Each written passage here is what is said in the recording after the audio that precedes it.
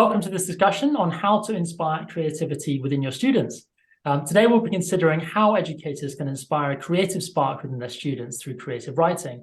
We'll also discuss strategies that work alongside the curriculum to aid and inspire the teaching of creative writing, how instilling this creative spark can raise attainment across all subjects for students, and what the future of teaching English language and literature might look like in an international school setting. Really delighted to be joined by my guests today, three of which are currently based in international schools in South America. So it's great to have you all guys on the call. So if we could maybe do some quick introductions, that would be fantastic to start. Jamie, do you want to kick off with a quick introduction of yourself? Hi, good morning, everyone, and hello to everyone watching in the future.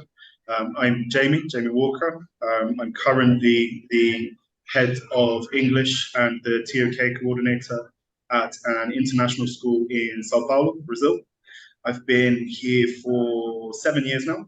And prior to that, I worked for a while in Lusaka in Zambia.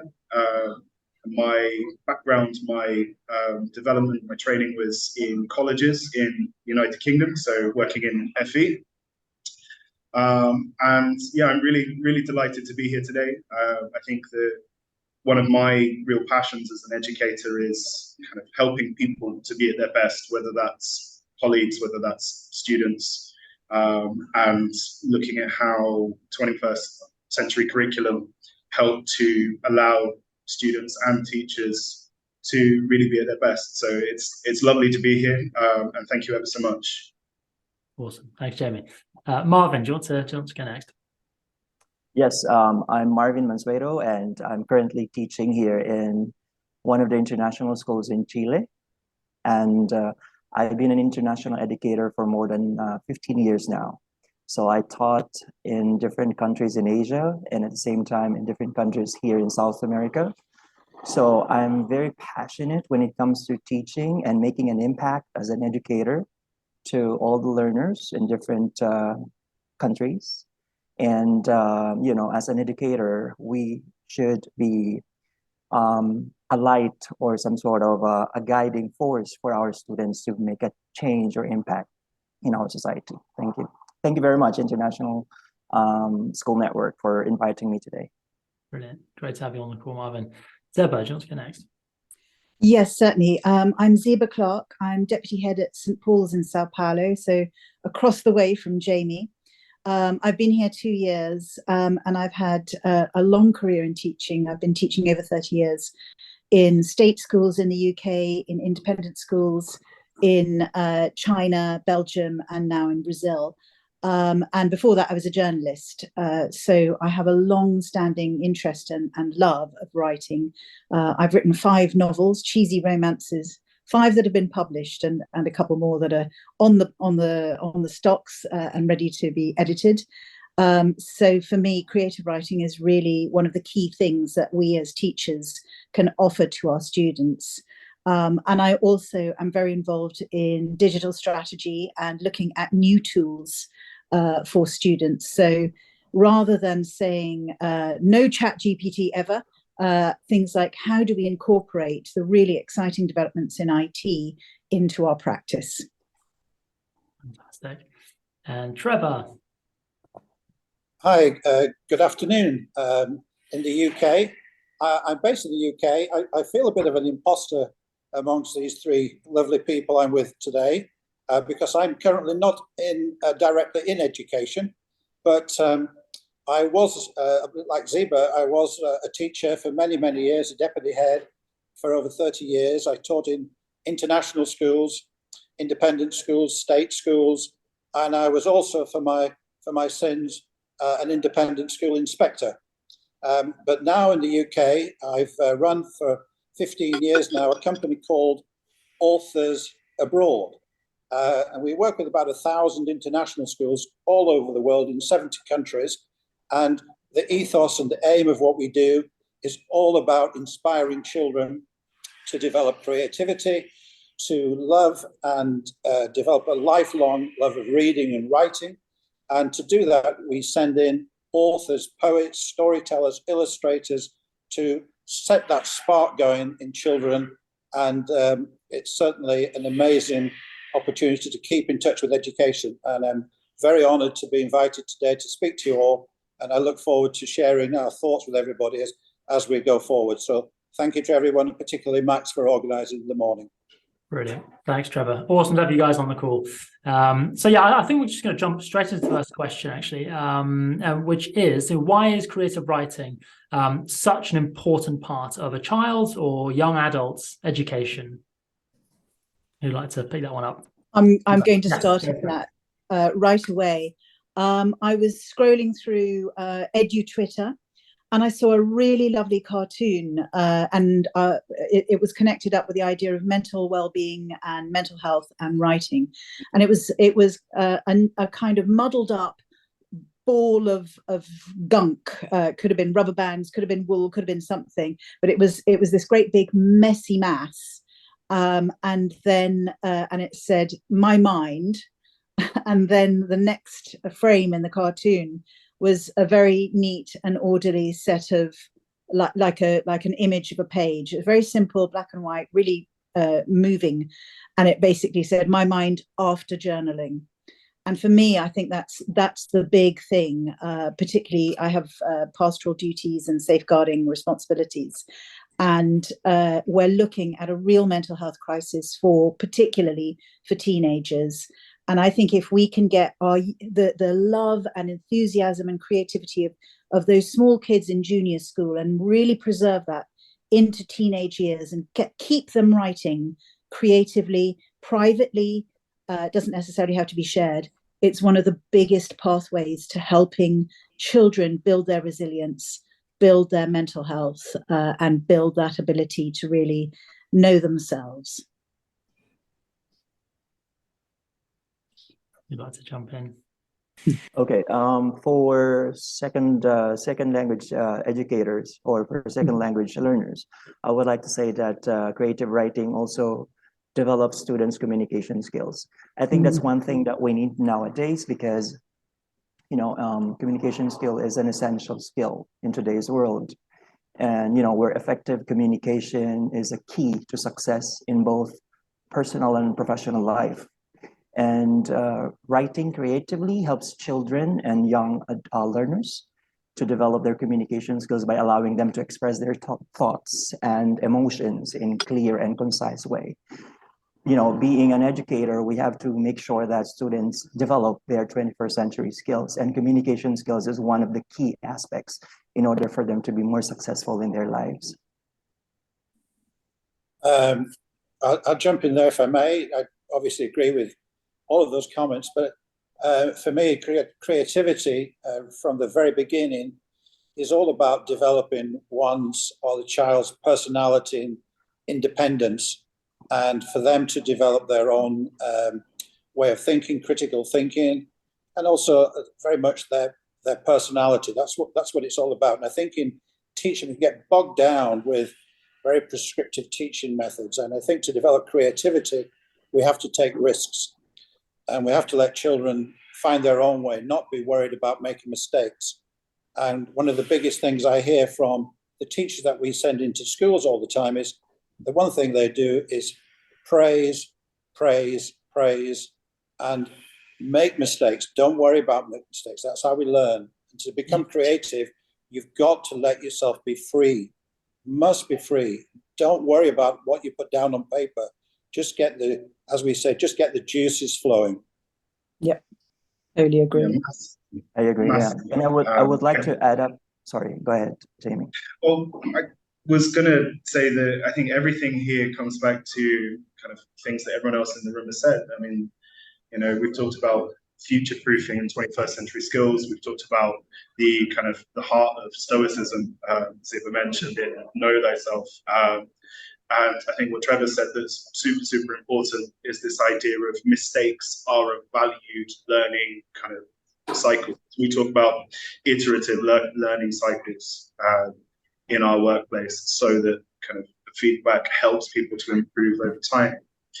And I think everything here all comes back to the same point, that the importance of creative writing. It helps all people, whether they be 5, 15 or 50, improve their social emotional regulation. It helps them to improve their critical thinking, their empathy. Ziba mentioned at the beginning of the call that she's passionate about the integration of technology and kind of the AI revolution that's on its way. I believe that knowing how to think critically and creatively simultaneously helps to future-proof our students, our charges, because if you know how to solve problems creatively, then you're equipped with a series of skills that you can take forward into life. And I think it's one of those things that is really important for understanding problems from multiple perspectives. That the end goal of the piece of creative writing is not to produce the best piece of creative writing. Our responsibility is not to create the Wordsworths and the Whitmans of the world. It's to help them to embed the skills that they need. So one of the things that we do in our language and literature classes as a revision activity is we ask our students to turn the text that they've read into board games, that they need to write instructional writing, that they need to take the narrative of a text and kind of make it into a playable format. And it takes a real deep dive into understanding the mechanism, the structure, the plot, the characterization in order to transform it into something really different. So, you know, I think we're all saying the same thing, and it's really kind of heartwarming to hear that we are saying the same thing. Yeah.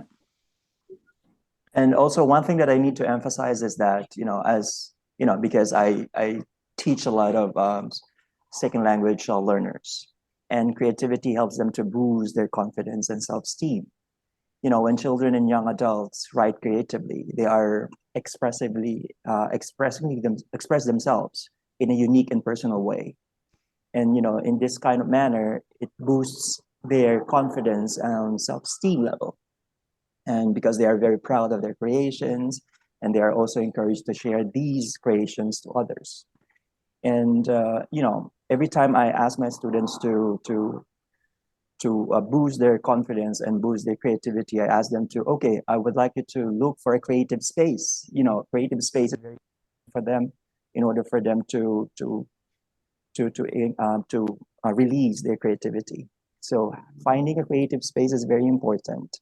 Yeah. And it provides a creative outlet for them at the same time, because that's the only space that they can express themselves uniquely. And that is something that, you know, I would like them to do every time that they do creative writing as well. Right, thanks. I'm obviously not a teacher, and it's fascinating to hear you guys speak from obviously way more experience. But I think to get the creativity, you've got to have creative teachers, which is perhaps an obvious thing to say. But again, what comes through loud and clear from visiting schools all over the world in the UK, we're all scared of school failure. And that comes down a lot of the time to examinations. And I'm sure it's going to be brought up a lot during this conversation. We've got to break the shackles away from being told to achieve this, achieve that. We've got to establish creativity as early as possible, because, of course, a creative society, a creative culture is key to a successful sort of world. And so, therefore, we've got to get this creativity and lack of fear instilled into children as soon as possible. Yeah.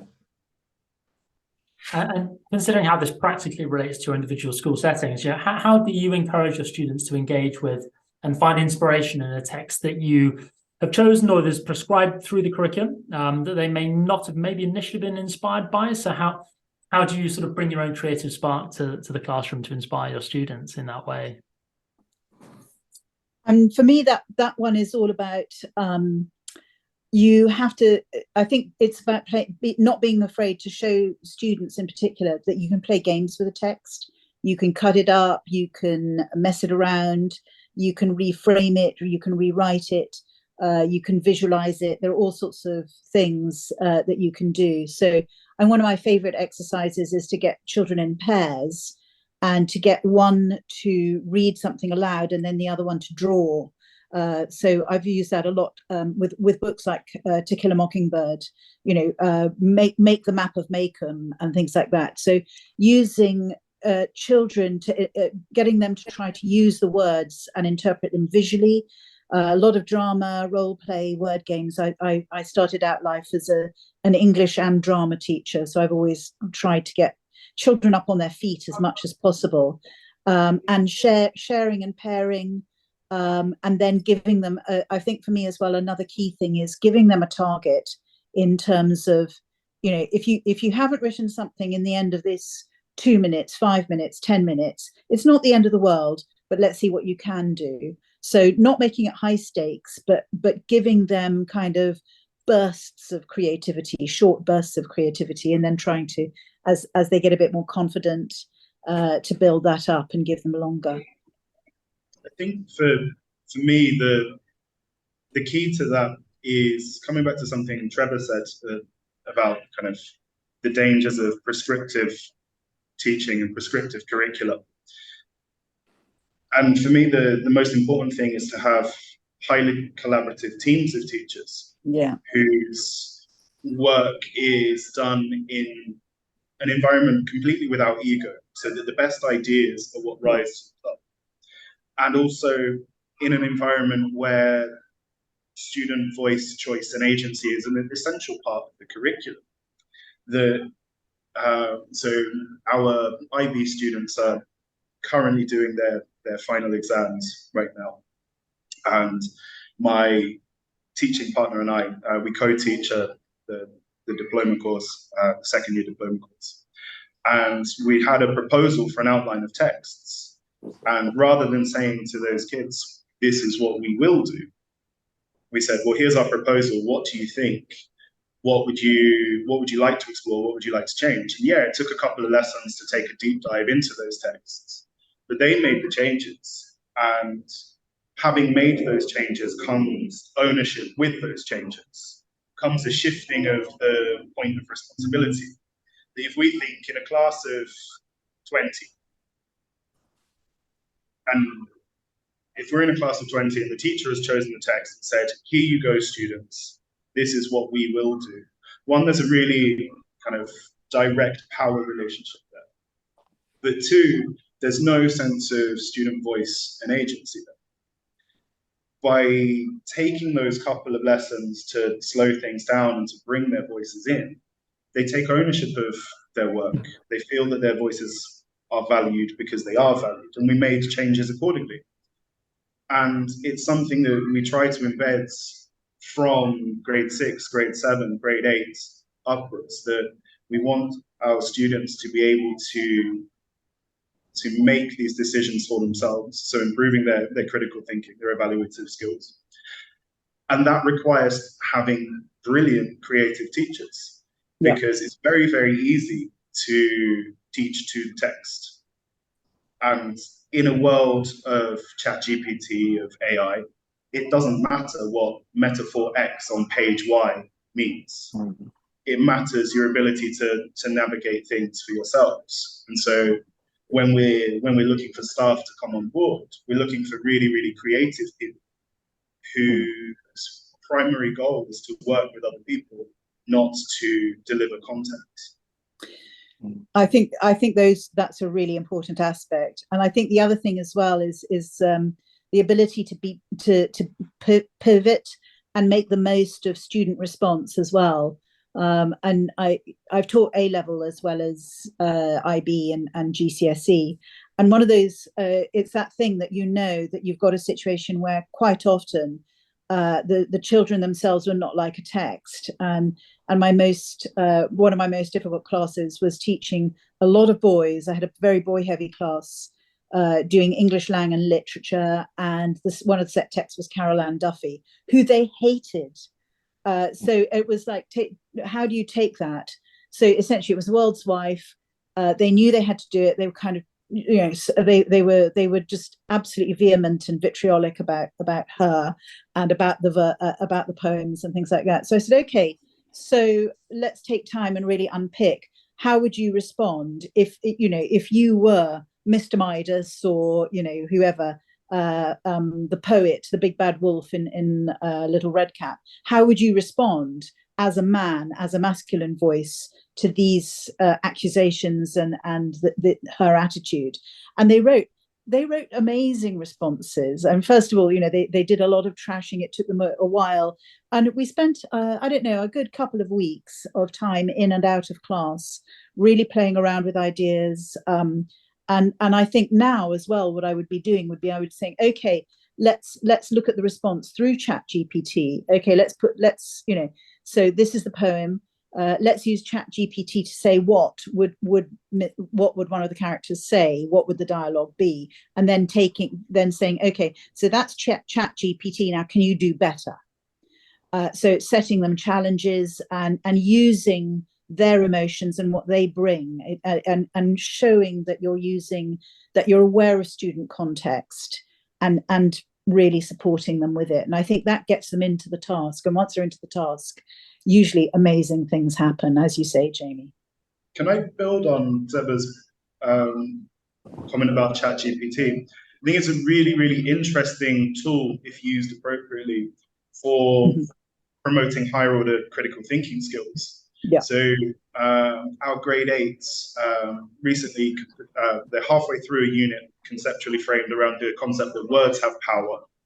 And the first part of that unit was all about Animal Farm, and now they've moved into various different types of poetic texts. So exploring a concept from two very different perspectives.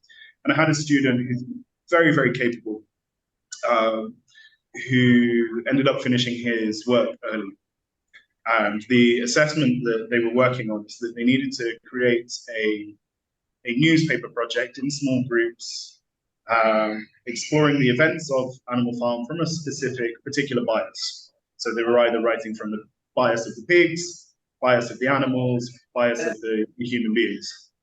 And he'd finished early and he's like, I don't know what to do. So we gave ChatGPT the same prompt that he'd been given. And then it was a case of, okay, let's sit down. Let's work out what you did better than ChatGPT. Let's work out what ChatGPT did better than you.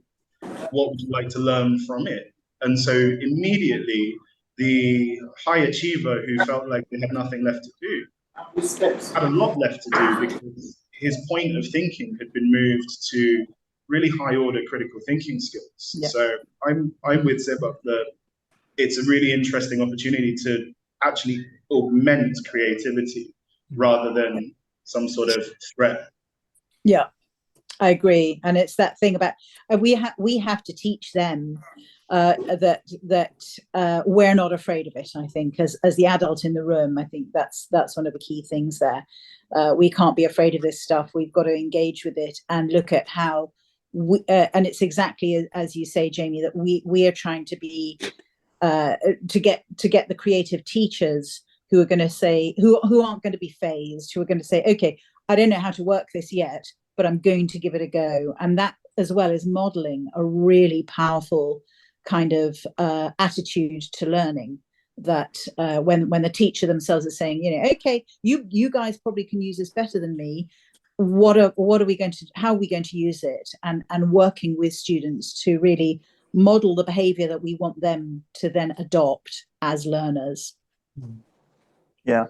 And also, I would like to, these methodologies that we talk about, using multimodal sort of tools and applications. Sometimes, teachers use them in the classroom to enhance creativity of the students. But sometimes, I also feel the students that we are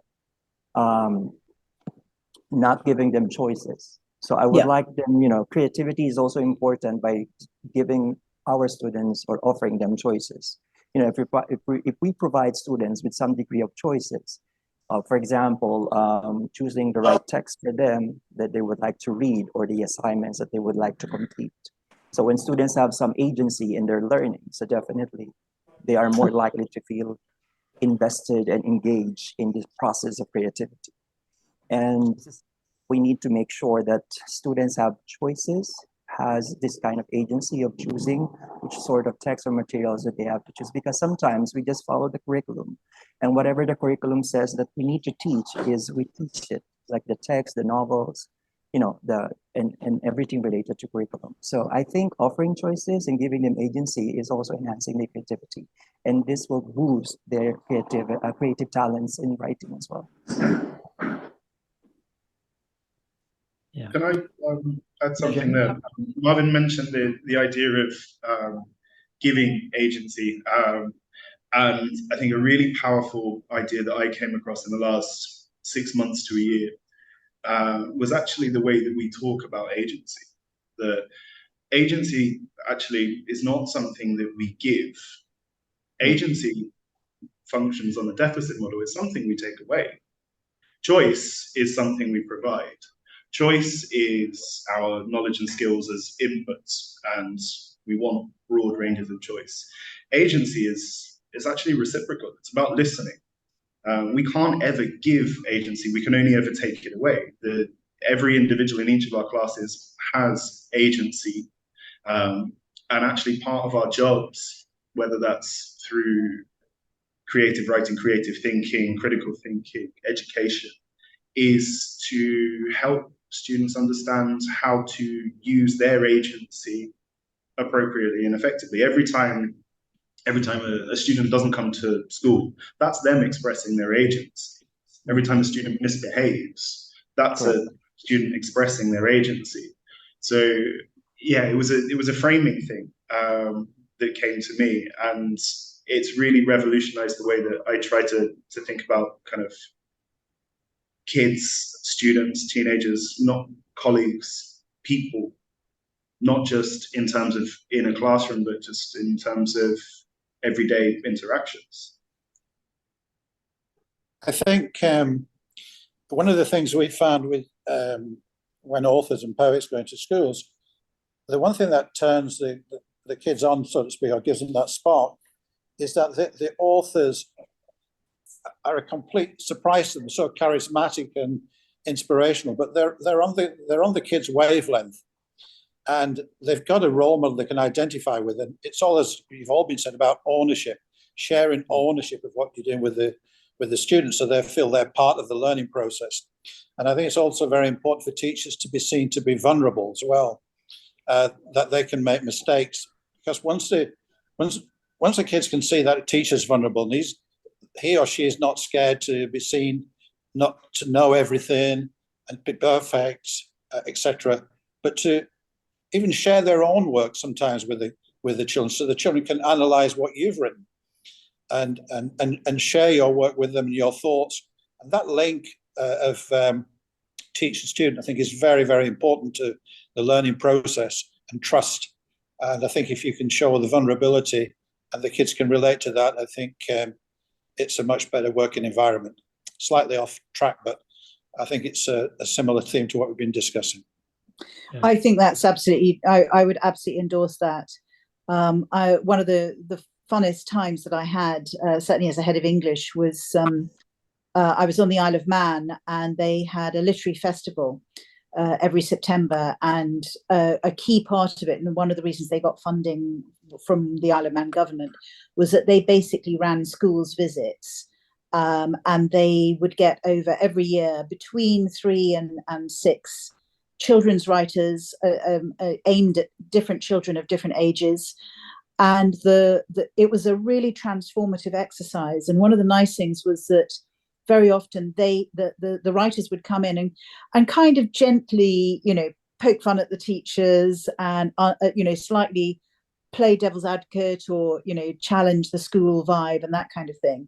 And that actually was really productive, particularly for students when they saw that their teachers quite often would not necessarily run away from that, would engage in a bit of banter, would accept being mocked, and then could kind of again model. And one of the things that we did very much was in the English department was say, when you've got your writer in the room with your group, you do the work too. You be a student too. And that was a really powerful tool for a lot of our students. And it improved the relationships between classes and the teachers a lot as well.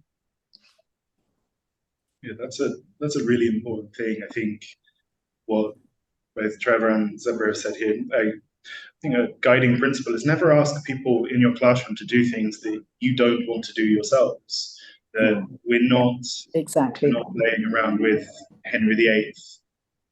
Do as I say and not as I do. That when we're designing assessments, it's really important that kind of creative, academic, or otherwise, there's a genuine purpose. And I think this comes back to the heart of collaboration, and heart of good collaboration is that by bouncing ideas off of other people, you end up with better products. Yeah.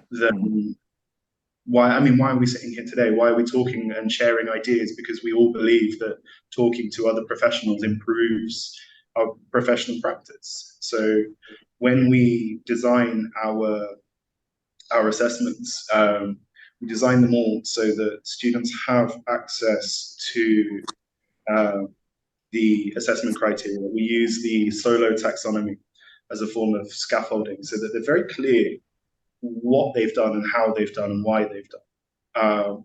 And they can self-evaluate. And the relationship between self-evaluation versus peer evaluation versus teacher evaluation gives them a really interesting perspective. Well, they thought this, I thought this, but my teacher thought that. Why? And it gives them, we talk about the idea of sometimes not 100% of students in every single class around the world is always super motivated to do something. And I think that's perfectly legitimate as well. We know that as employees, we're not always 100% motivated to do everything 100% of the time. But if you can give people legitimate reasons for doing things, and you can say, well, this is why we're going to do this, and hopefully it'll be fun along the way, they're more likely to want to do it. Yeah. Yeah, I'm really glad that you mentioned about self-assessment and self-reflection, because as a collaborative body or a collaborative member of the school community, so I think we need to allow time for reflection and self-evaluation for us, to assess what have we learned and what are we gonna relearn. Okay, same thing that we do with our students. Every time that they do reading or they do choose a text, we have to make sure that they reflect on the way what they learned from the text and what they've read, what they've read about. And I really like what Zeba mentioned earlier about writing through journaling, small group discussions, and other reflective activities. These are very, very helpful activities that I use to my students to reflect and at the same time assess what they've learned in creative writing and reading. Yeah, it'd be great to just touch on some of that, those more practical and actionable tips that each of you have implemented in your own current school settings, but also previous school settings as well. And Trevor, it'd be great to hear a bit about authors abroad and some of the impact that your authors have made in schools around the world. So yeah, it'd be great to hear a bit about how you inspire a creative spark more widely in your lessons, and have you found that this changes depending on maybe the background of the students, the cultural background, and the region of the school as well, perhaps. So yeah, bringing that in, and especially with a classroom with maybe 6, 7, 8, 9 nationalities within the class, how have you managed to weave a thread of creativity through that? That'd be great to hear some of your thoughts, and like I said, Trevor, it'd be great to hear about some of the impact that your authors, poets have had in different international schools around the world too, based on their expertise and it's a tricky one, that one, and this may be a very simplistic way to say it, but like many of the people we're sharing this with today, I worked in international schools in fairly mixed backgrounds, particularly probably Saudi Arabia, which, as you know, has some fairly strict cultural guidelines. And a couple of the schools I work with, probably similar to yours, 60 different nationalities. But what I found in all my time in teaching, I hope this doesn't sound pompous in any way, but I found kids were kids all over the world. They were kids. And it didn't matter if they were from Korea or from Nigeria or from Brixton, wherever. The basic sort of principles was the same. So you had to be aware of, sort of cultural things, obviously, if you're working in the Middle East, for example. But in terms of the kids, I just think they're the same. And the authors, when they're going around all around the world, they don't come back and say, "Oh, I had to change this, I had to do this." They just perhaps tweak it slightly, but sense of humor, perhaps a different thing in some different countries. But in general, no, kids are kids. And you look at children when they're babies, and they could be from anywhere in the world. They learn the same way. So I don't think we need to get too hung up on adapting our teaching methods to different nationalities all over the world. And certainly that's not been my experience personally, and also hearing back from authors who've been to just about everywhere in the world. That might be a bit simplistic, but that's how I feel. I think that's really true. Kids are kids, and you know, fundamentally, the human brain is geared to learn in a range of different ways. Which, you know, we learn different things in different ways because, you know, maths is different from history or whatever. So I think in terms of the learning, that's true. I would say there's a big difference in context. And that was really brought home to me quite a few years ago. I used to be an IB examiner for many years. And one of my first years, this really impacted me because it's like 20 years ago. So I was sitting there doing listening to the individual oral commentary as it was. And at that stage, you got, this was pre, MP3s and things like that. So I got a whole load of CDs and the text, everything was hand. And you got a batch of schools, so you got the sample from one school, and then I would do, like, I don't know, 10 or 15 schools. So I had this school, and it was increasingly clear that it was a school in a tropical place. Don't know quite where. I have my ideas about where it is, but it was anonymized sufficiently. But it was definitely tropical. And the teacher had either chosen or been required to teach Robert Frost, the American poet. And these children were wrestling with the whole concept of cold, you know, of winter, of cold, of snow, ice, wind, and you know, bad weather, and the snowy road. You know, this was a really alien concept to them. And that began to inform really my consciousness of how to work on a text with children, and making sure that they had really strong, if it was something totally foreign to them, they had strong visual images of where that environment might be, that we kind of tapped into prior knowledge about and prior misconceptions and stereotypes about environments, about how people are, things like that. And I think, and that led as well to kind of creative writing prompts. So I've used photographs, and now on the internet, you can get huge banks of photographs. But I used to have an amazing exhibition catalogue from Magnum, the photographer's agency. And that was such an amazing, it was a gift, because you would get children to choose photographs. We would get them then to do tableau, and then break out and create dialogues around the pictures, things like that. And the other thing is music, both with lyrics and without. But so long as there's a narrative hook of some sort, to give them a narrative hook and then to get them set off. And I think the other thing that I really like Jamie's point about collaborating and working as a team, because as soon as you start team teaching on areas like this, the ideas just come so thick and fast. Either if you're in a pair team teaching, or in a group, like a group of 3 or 4 in a sort of in a department, planning together and saying, oh, what would you do with this? This is the stimulus. What are we going to do with it? And really giving children, building context for children, I think is absolutely key to helping them unlock creativity. I think my add to what both Trevor and Zeba have said there is the concept, the key to all of this. That, yeah, Trevor's right, kids are kids, and Zeba is right, context is super important. But if our curricula are designed conceptually, and you know, we use a lot of the UBD principles, understanding by design, we're starting with those essential questions, the enduring understandings, then a kid's point of access to them is entirely personal and personalized as an entry point. So I'll give you two kind of oppositional examples. Our grade 6 curriculum in our English course here starts with an entire semester dedicated to the concept of talking about ourselves.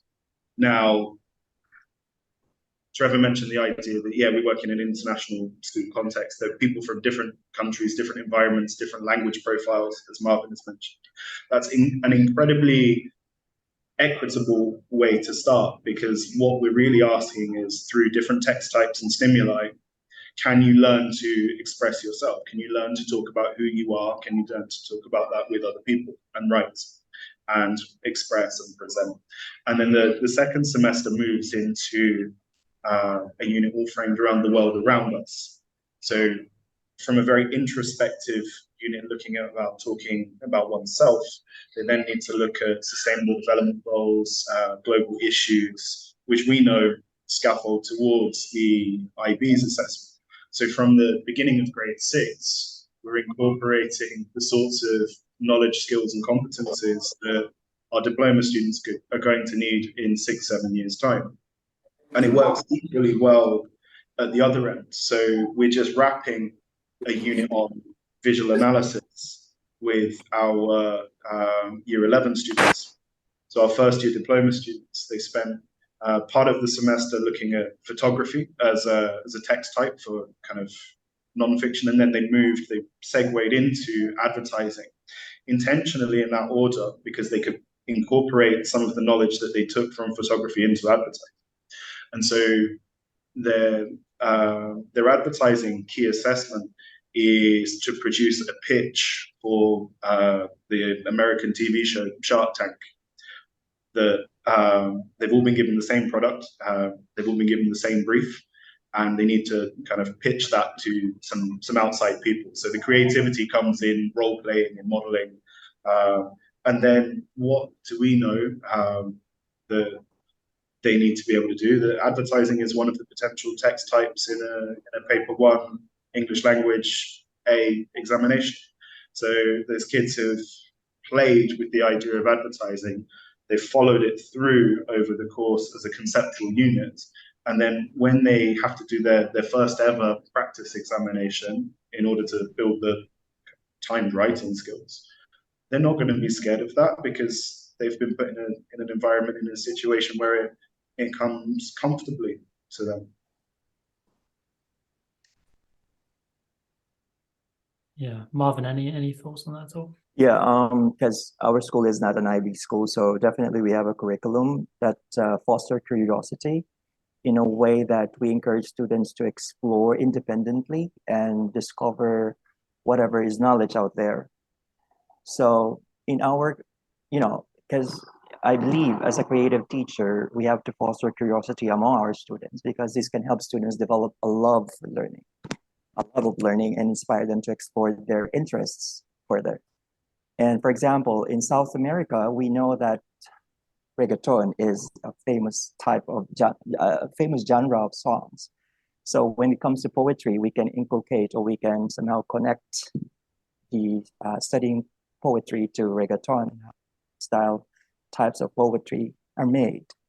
And well, we know that kids are kids, but it is important to recognize the cultural differences that can impact teaching and learning among our kids. Teachers may need to adapt their teaching strategies to the cultural context and being, culturally insensitive. And for example, I taught in Saudi Arabia, and they love football a lot. So we talk about football the whole day, and we talk about shawarma and different types of food. But we cannot talk about food related to tacos and everything, because this will really ignite their curiosity. And teachers may, as a creative teacher, I will need to adapt to the cultural context and take into account the factors such as the language that they have, the social norms and the cultural values that they have in their country. For example, here in Chile, they have different types of Spanish language. They have different kinds of of slangs that is very, very different when it comes to Colombia, because I also work in Colombia. So there are some words that I cannot say here that I could mention, that I could not mention, and there are some words that I could mention. So it's a different thing. So these types of cultural contexts help the students to understand and develop their curiosity about different languages, and at the same time explore their creativity on how to write their own poetry or how to write their own stories. The approaches that I mentioned are, I think effective because this will inspire the creative sparks in students regardless of all cultural context, I guess. And you made a really interesting point about inspiring a love for learning as well through creativity and inspiring creativity. So have you found that in your individual school context, that inspiring this love for learning or creativity in students actually benefits their attainment across multiple subjects that they're studying at school? I would say so. I mean, I think children, partly because children themselves, and particularly I think adolescents, they enter that stage where they're at peak self-consciousness, and so they begin to, and that's when they really collect together those kind of misapprehensions, like I can't do this, I can't do maths, or I can't do English, or whatever it is. And I think if you can tap into that idea that Marvin is talking about, that you can use levers and kind of wedges to open up their conception that actually maybe I can do this, and also minimizing, giving them the sense that they're in a protected environment where no one is going to laugh at them. I mean, there's a really interesting piece of neurological research by Sarah Jane Blakemore, which says when you're a teenager, and in particular in that age between 13 and 16, that's kind of like the peak moment when you, whether it's true or not, you believe really strongly that everyone around you is laughing at you. And so in the classroom, we have to really break down those barriers. And once we do in one subject, and provided we're sharing that information across subjects, and you have a collaborative teaching body who are really saying, what's going well with this particular person, then you can really unlock and take them to the next level in terms of their own achievement. And that's so rewarding. It's really lovely. It doesn't always work, but when you see it working, it's amazing. I mean, working into kind of distinct disciplines in English and theory of knowledge, I say yes, you can. I think one of the things that, again, is essential is to have highly collaborative teams. You need people to be able to work with other people. And I think that comes down to the structural organization of schools. That if you value your schools and you value your school's employees as collaborators, there needs to be time for collaboration. If you make individuals' working patterns about content delivery, then you will get content delivery in return.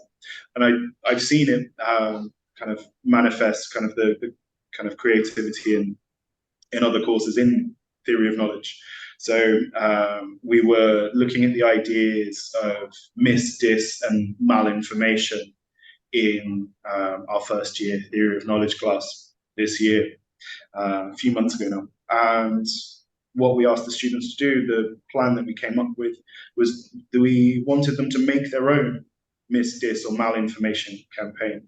So they had to either choose to act as tobacco lobbyists, or for those students that Marvin mentioned in Saudi Arabia that really like sports, they could act as FIFA shills and try and sell a future World Cup in a questionably ethical location.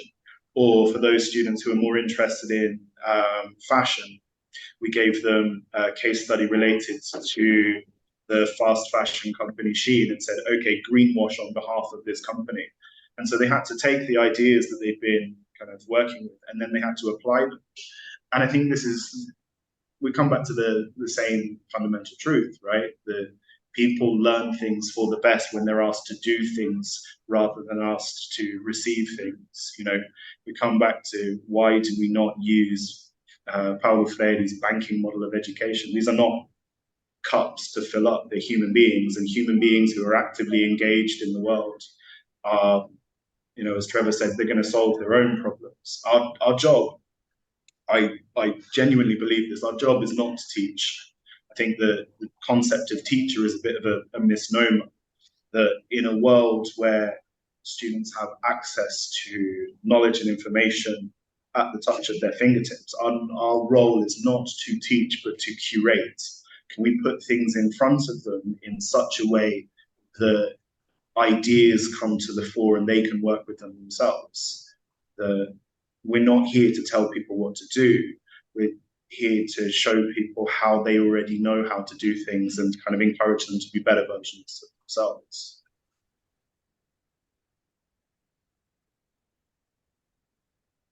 Absolutely. Marvin, Trevor, any thoughts from moving to our penultimate question, actually?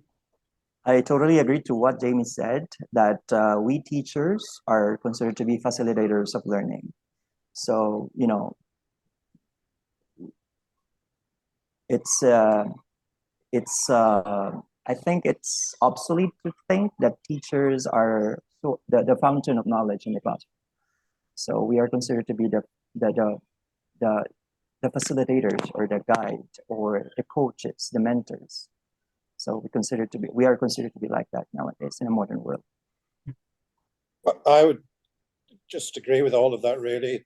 I think the key that's coming across is fantastic to hear from someone like myself who's not directly in the classroom, but to see and hear you three speaking, it's very enlightening and very encouraging, because it's clear that you're all so passionate about what you do, but you're also very, very aware that education is collaboration with the students. And I think that's where perhaps education, when it does go wrong, is why it goes wrong, because teachers are telling rather than sharing. And sharing with anything, even with a 6-month-old baby, is better than telling them, don't do that, don't do that. Show them and work with them. And that just is the same going through until you're 90 years old. It's sharing. And I think it's all the message that all three of you guys have said is fantastic to hear. Very, very exciting, really. So I don't think a lot of my education was like that. I was very much exam. You must pass your 11 plus. You must pass this. You must pass that. And if you didn't, of course, you're a failure. If you didn't go to a grammar school in my time, you were a failure. But at the moment, I think collaboration, showing that you are a human being, not a teacher who's on a pedestal, you're vulnerable, you're like them, you're a role model, you're a positive influence in their lives. Those are all the things that we should be aiming to do as teachers. And it's great to hear that you all think like that. And we touched on ChatGPT a little bit, obviously very, very popular topic at the moment. But are there any other particular tools for technology that you've each used in your classroom that have really helped you instill that inspiration within students? I mean, I have used video quite a lot, getting kids to make short films themselves, whether that's in all sorts of different ways. One of the things I really like is the Pecha Kucha, I think that's how you say it. It's when you have the 20 images and you've got 20 seconds per image, and they can either have a voiceover or music, but they create, you know, the 5-minute presentation of 20 slides, 20 seconds per slide. And sometimes it's like the sonnet form. It's a really restricted form.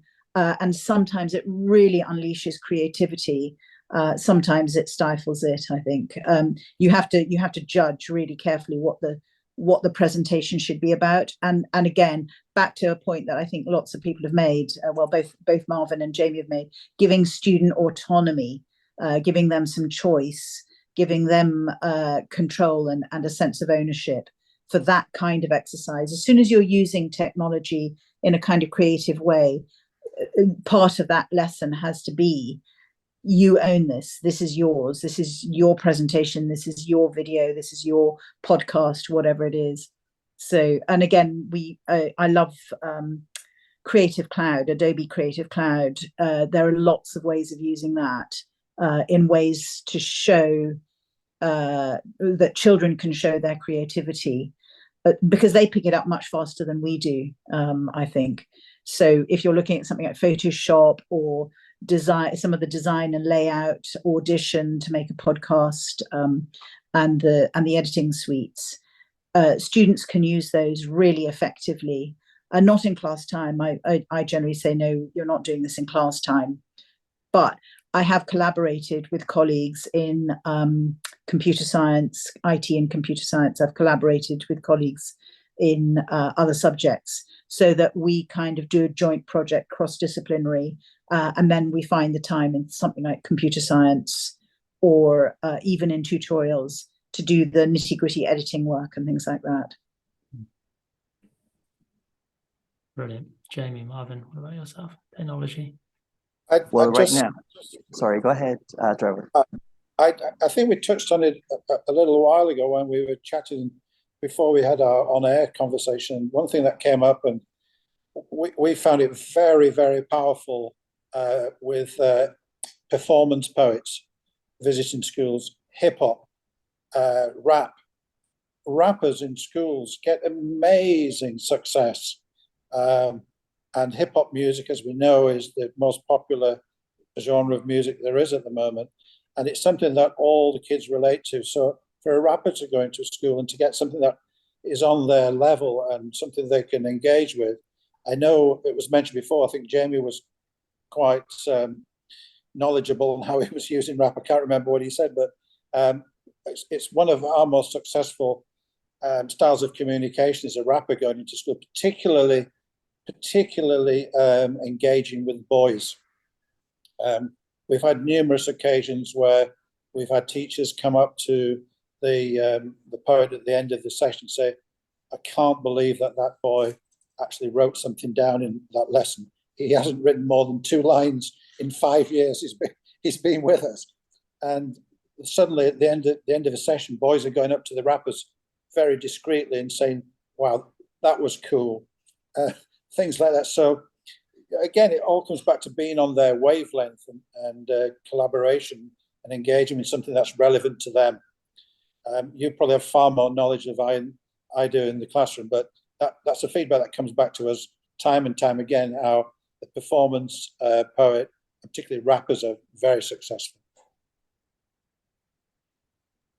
Yeah, I think that was from a previous conversation we had there, Trevor, but to contextualize on this recording, we've been, with our grade 8s, Words Have Power as our current unit, and the segue from the literature, the Animal Farm, the novel, into poetry was we started with a song called Black by a British rapper, a young man called Dave, who gave this phenomenal performance at the Brit Awards about 2-3 years ago, which was a scathing kind of criticism of the government's response to structural inequality and to the tragedy, the highly preventable tragedy at Grenfell in London.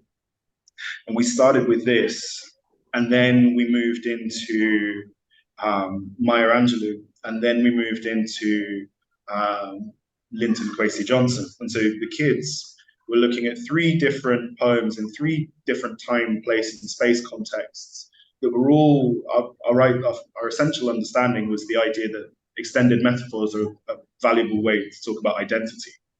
And so by the end of it, I had students in my class coming up to me saying, oh, can we do this song by Kendrick Lamar as well?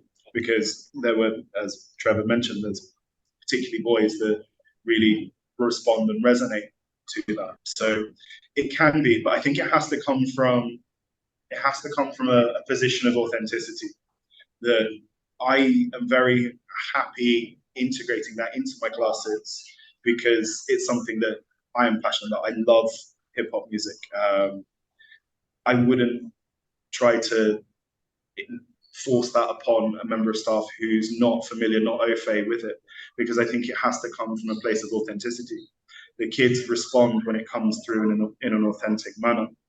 And to come back to Max's question about tools, I think one of the ones that we've used a lot of in the past few years is really accelerated during the pandemic is an online collaborative platform called Miro, M-I-R-O. So it's really good for kind of asynchronous, multi-person collaboration. So we will use it in our departments for things like Kanban frameworks, to-do lists, and we'll also use it in courses for kind of choose-yourself adventures. So that's really nice. And then something I just came across this morning, actually, I'll put it in the chat here, but I'll also mention it for the people listening to this recording. So a website come up called Digital Samaritan, which is an aggregator of various different AI tools that are currently available. So obviously ChatGPT has kind of become a bit of a poster boy for artificial intelligence and artificial intelligence in its relationship to education.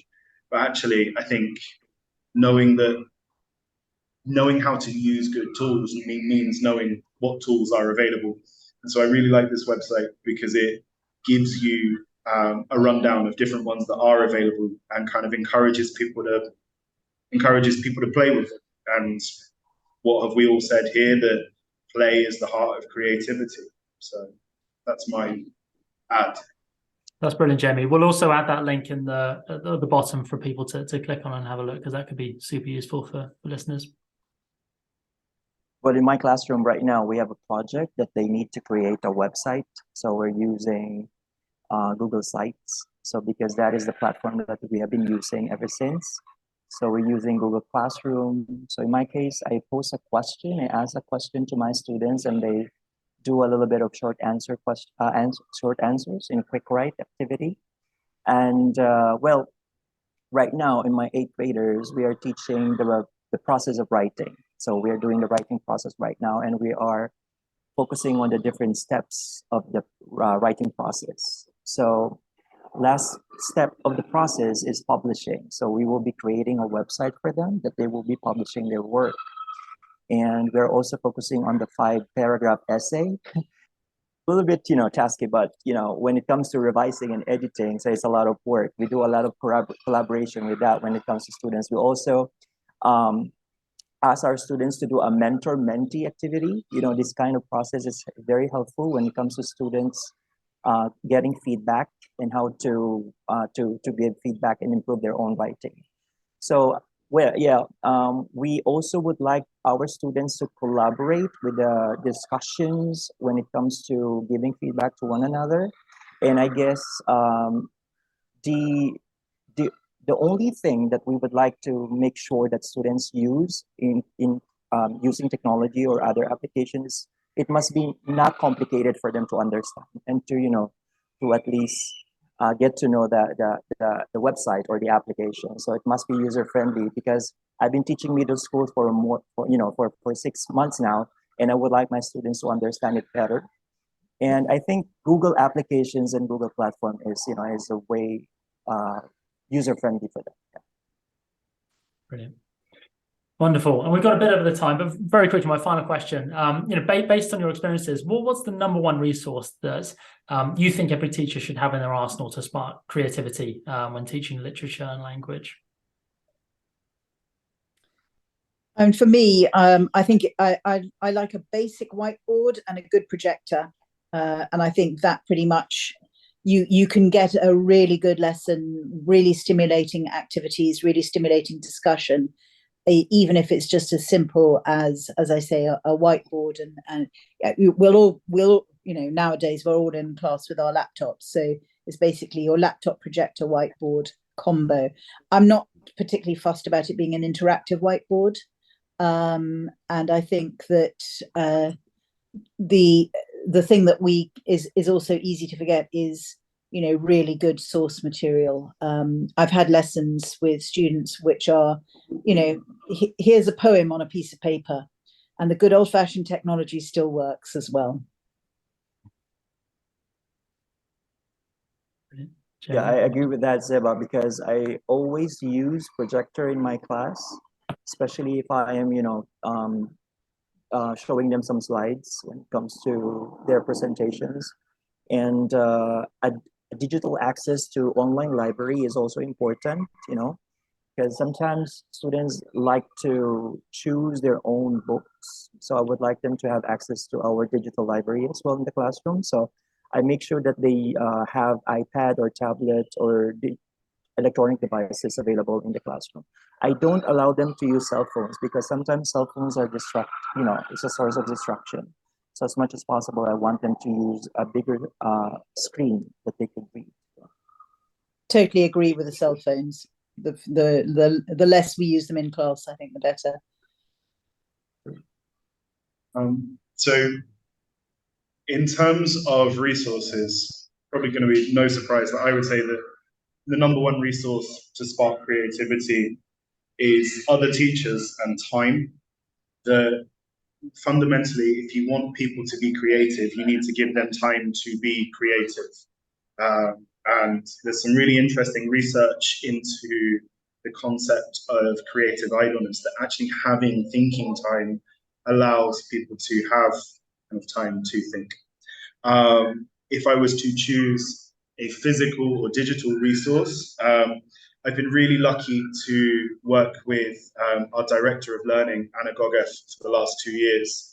And one of the things that she's implemented here has been the use of the Harvard's Project Zero thinking routines. So coming back to the ideas of metacognition, critical thinking, asking the shift to be from not just creation, but creation plus evaluation, analysis plus critical self-reflection. The thinking routines are a great resource to be able to look at in terms of finding new things. And I think since Marvin and Zeba talked about cell phones, I'm actually going to say the opposite. I don't think that there should be an anti-cell phone kind of policy in classrooms. Now, the reason being is that twofold. Firstly, any student who wants to be on social media will be on social media on their computer instead of on their phone anyway. So other than kids who play online games, which is quite obvious to spot because of the thumbs, they can do all of the social media stuff on a computer anyway. I think the other thing is that, it's not actually teaching them a lifelong skill by removing something. By saying, I am taking this away, what the student learns is that this will always be taken away. They never actually learn the coping strategies, the coping mechanisms to be able to live with something in their pocket. So actually what we will do is, rather than take them away explicitly, we do in kind of repeat circumstances, but we'll say, okay, put your phone upside down on the table. We don't want to take it away. We don't want to take it off you because there's a very strong attachment sense here, but you need to learn how to use it appropriately. You need to learn when is a good time to use it and when is not a good time. And, it takes a long time. It takes a very, very long time, and it's a very patient process that we have to model. But fundamentally, we know that cell phones will not go anywhere.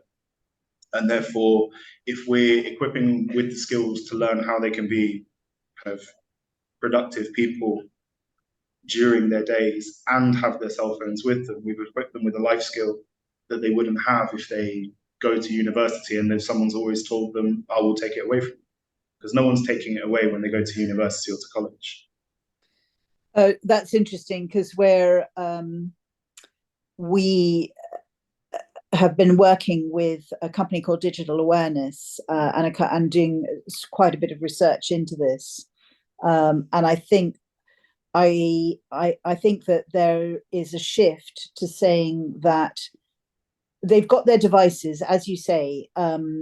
You can create firewalls, and there are technical ways in which to block the social media within your school site, for example. But increasingly, I've been hearing from schools which are going no mobiles, not no tech, just no mobiles, and the results being about the safety of the an increased sense of safety and an increased sense of community within a school where the mobiles are not accessible, where either it's a gate-to-gate no use or some variant on that. So I'm really interested. I think in some respects my jury is out, and I absolutely take on board what you say, Jamie, about we need to teach them how to use them responsibly, certainly before they go to university.